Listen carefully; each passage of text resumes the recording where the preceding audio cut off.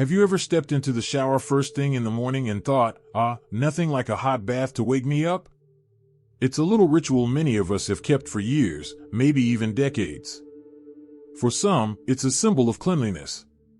For others, it's about starting the day with a fresh, comforting routine. But what if I told you that something as ordinary as your daily bath could actually be quietly taking a toll on your body, especially after the age of 70? Now, before you get the wrong idea, I'm not here to say you should stop bathing altogether. Not at all. But as we age, the things our bodies tolerate and thrive on start to change. And bathing is no exception. Daily habits that once felt harmless or even helpful might now be doing more harm than good. From skin health to heart strain to fall risk, it turns out there are 5 common habits related to bathing that seniors often overlook. And today, we're going to talk about them. Not to scare you, but to empower you. Because once you know better, you can adjust with confidence and protect your health for the long haul.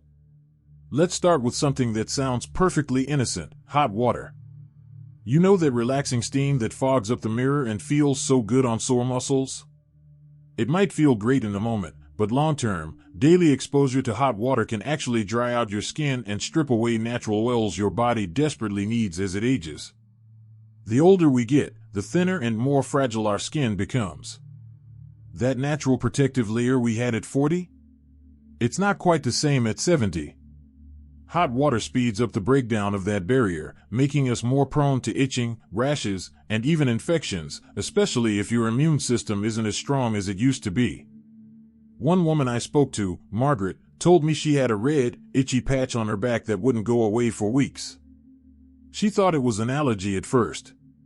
Turned out, it was just overbathing in hot water. Once she switched to lukewarm showers and added a gentle moisturizer afterward, the problem vanished. It's the little things like that, the things we overlook because they've always been a certain way, that can make a huge difference now.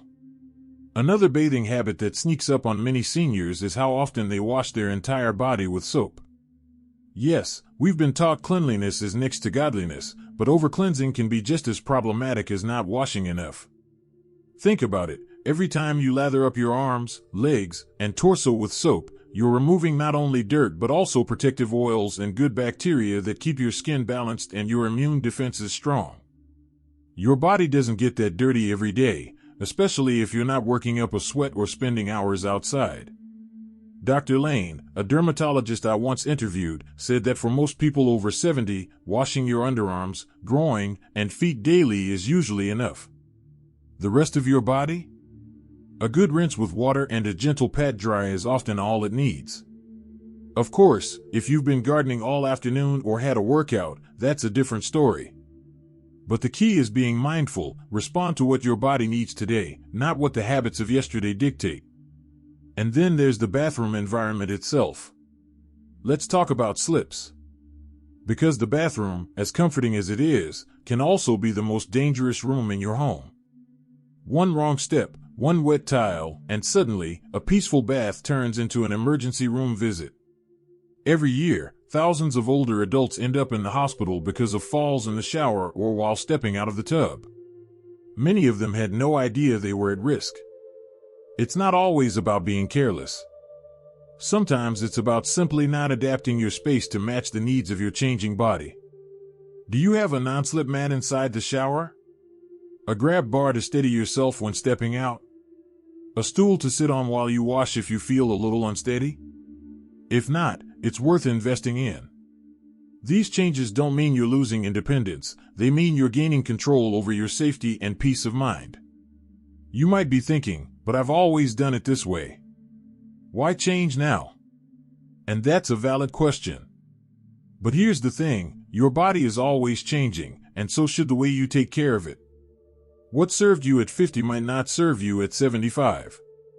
The truth is, our skin heals slower, our circulation changes, and our balance may not be what it once was. Ignoring that reality doesn't make it go away, it just makes it easier for small problems to snowball into bigger ones. This isn't about giving things up. It's about making thoughtful adjustments that let you keep enjoying life, without the silent wear and tear. Your daily bath should refresh you, not put you at risk. It should nourish your skin, not dry it out. It should feel like a gift to yourself, not a routine you rush through without thinking.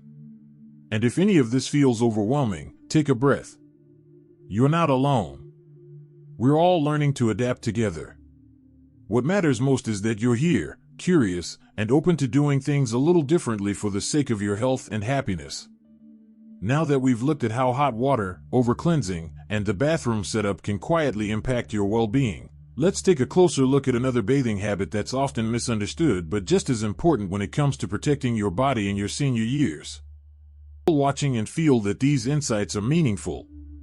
Please type number 2 in the comments to let me know you're still with me. And if you haven't subscribed yet, I warmly invite you to do so, and don't forget to turn on the bell, so you won't miss any of our upcoming videos designed to uplift, inform, and inspire. Your support truly means a lot. It's what keeps us going and allows us to continue sharing thoughtful, helpful content just for you. Now, let's continue this journey together. Your waistline, your sleep, and your skin, longevity clues in plain sight. Let's talk about something that doesn't lie, your waistline. Sign number 3, your waist circumference. You don't need a fancy blood test or high-tech scan to measure this. Just a tape measure. According to the National Institutes of Health, men with a waist larger than 40 inches and women with a waist over 35 inches are at a significantly higher risk of developing heart disease, type 2 diabetes, and even certain cancers. But it's not just about looks, it's about visceral fat. This is the fat that wraps around your internal organs, and it's the sneakiest, most dangerous kind. It creates inflammation deep in your body and messes with everything from your blood pressure to your blood sugar. Here's the catch. You can be thin elsewhere and still have a high amount of visceral fat. So even if your weight seems normal, an expanding waist is a red flag for health risks and for a shorter lifespan. But here's the good news. Even small changes, like walking 30 minutes a day or cutting back on processed sugar, can reduce this belly fat over time. If your pants are looser this year than last, that's not just a win for your wardrobe, it's a sign your body is fighting for longevity. Sign number 4, you sleep like a rock, or you don't. Sleep in your 70s and beyond isn't just about avoiding crankiness. It's your body's daily repair window. Studies show that people over 70 who get consistent, deep sleep, around 7 to 8 hours per night, tend to live longer and have better cognitive health. Why? During sleep, your brain clears out waste, your heart rate lowers, and your immune system resets. Think of sleep as your nightly tune-up. But here's the warning sign. If you wake up several times a night, have trouble falling asleep, or rely heavily on sleep aids, your body may not be getting the full benefit. And long-term poor sleep is linked to a higher risk of Alzheimer's, depression, and even cancer. What can you do? Go to bed and wake up at the same time each day. Avoid screens for at least an hour before bed. Try a warm bath or gentle stretching instead. And don't forget, if sleep issues persist, talk to your doctor.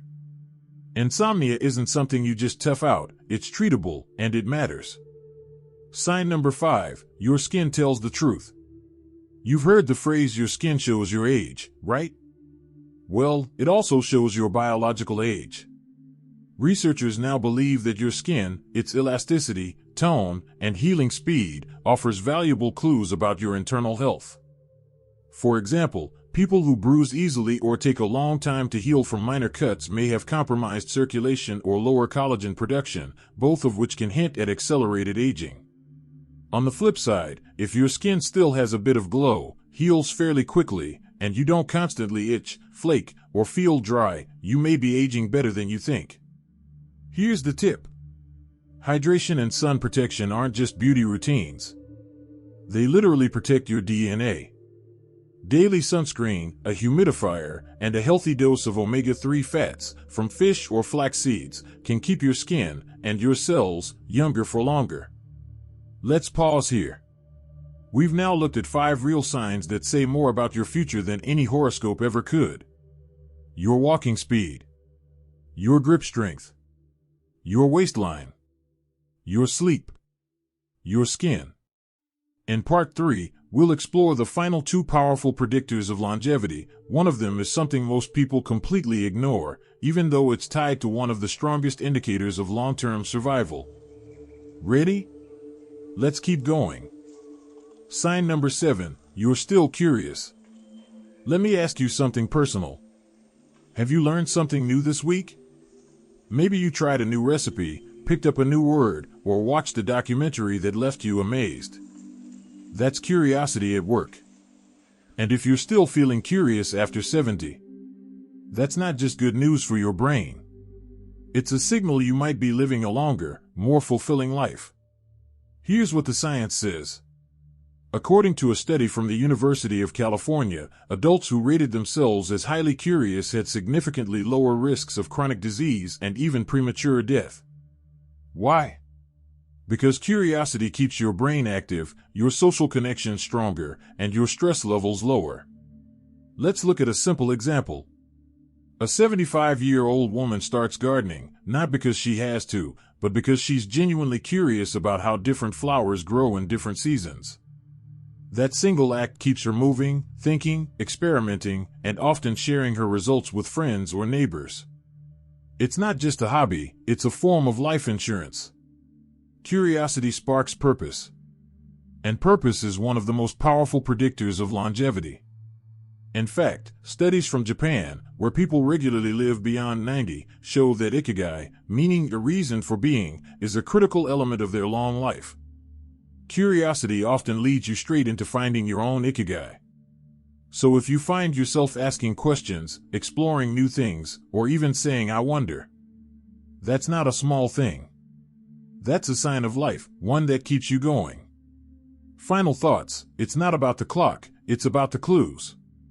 So let's take a quick breath and reflect.